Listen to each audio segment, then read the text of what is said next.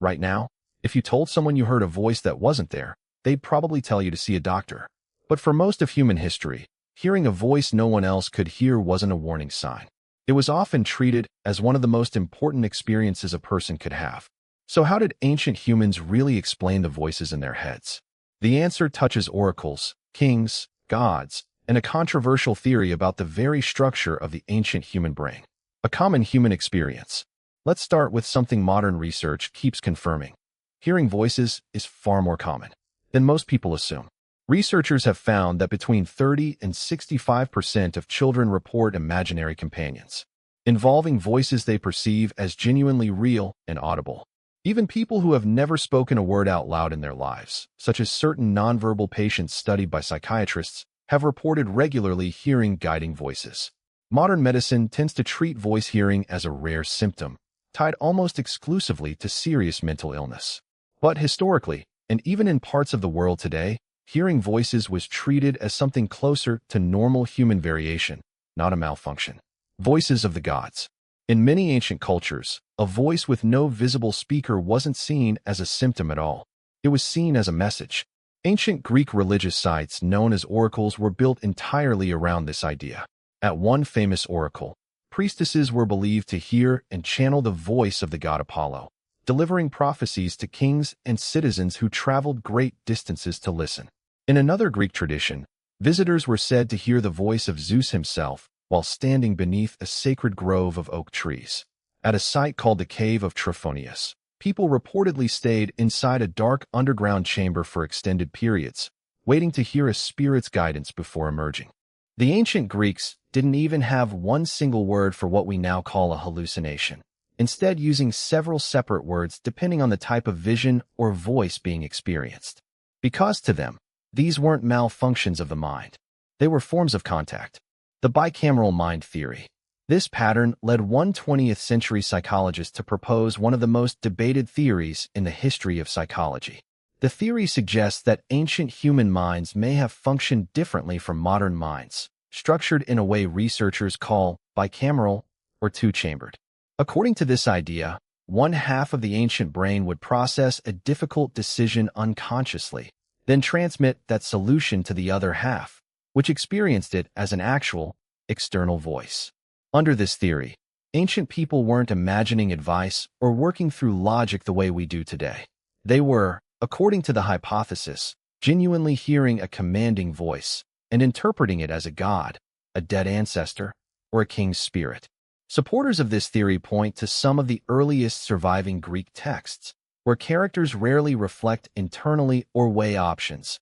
They simply act on the orders of voices that appear during moments of crisis. The theory proposes that for thousands of years, entire civilizations may have built cities, organized irrigation systems, and waged wars while guided by what they experienced as literal divine instruction.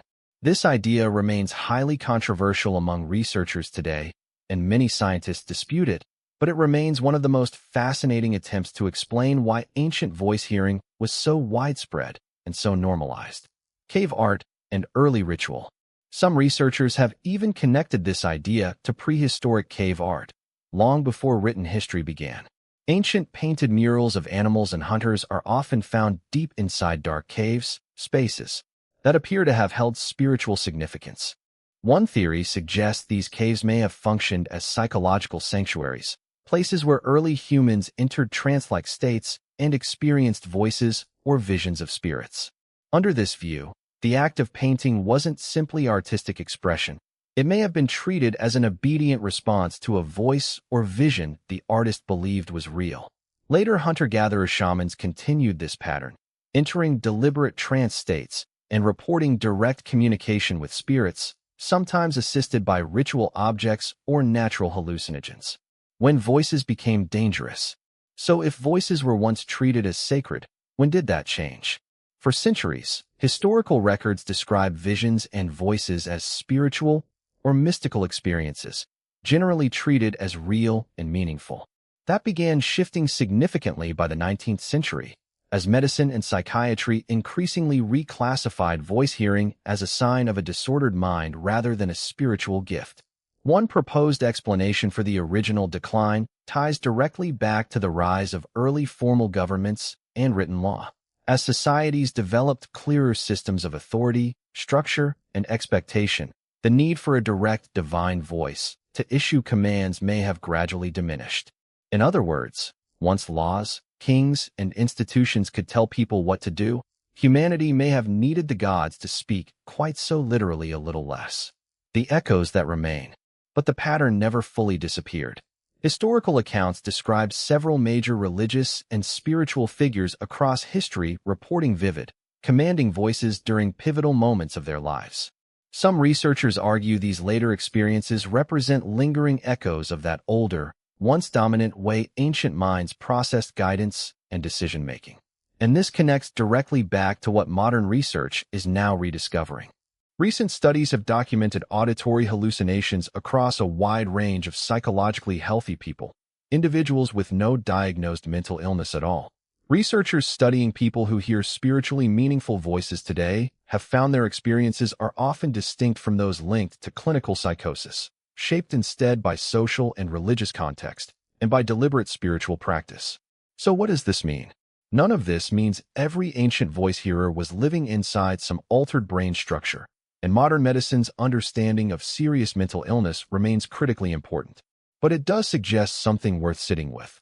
For most of human history, an experience we now treat almost entirely as a warning sign was instead treated as guidance, wisdom, or connection. Kings built policy around it. Oracles built entire religious systems around it. Ordinary people shaped major life decisions around it. The voice itself, biologically, may not have changed nearly as much as we assume. What changed was the story we decided to tell about where that voice came from. From gods speaking beneath sacred trees, to priestesses in candlelit chambers, to a modern clinical chart. Humans have been trying to explain the same strange experience for thousands of years. And the truth is, we still don't fully agree on the answer. Maybe the real mystery isn't why ancient humans heard voices. Maybe it's why we became so certain, so recently, that we shouldn't.